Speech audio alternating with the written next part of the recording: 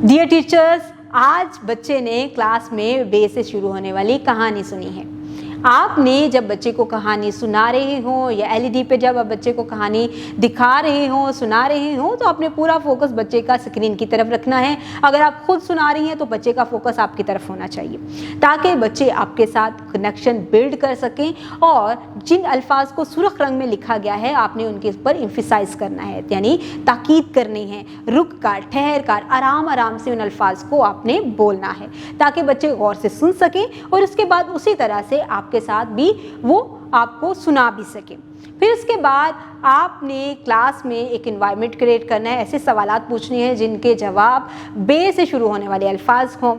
बे की शक्ल की पहचान बच्चों ने की, उसके नाम की पहचान की, उसकी आदि शक्ल की पहचान की, उसको लिखना सीखा, हिज्जों की पहचान की और साथ ही साथ बच्चों ने स्ट्रीम एक्टिविटीज़ को भी बहुत अच्छे तरीके से परफॉर्म किया है। आप तमाम एक्टिविटीज़ में बच्चों को इन्वॉल्व करें ताकि बच्चे खुद से रिस्पॉन्सिबिलिटीज़ लेना सीखें और तमाम एक्टिविटीज़ को बेहतर तरीके से परफॉर्म करना सीखें। उम्मीद करती हूँ आपने आज की इस वीडियो से बहुत कुछ सीखा होगा। मज़ीद सीखने और जानने के लिए हमारे साथ रहिएगा। मिलते हैं अगली वीडियो में, तब तक के लिए खुदा हाफिज़।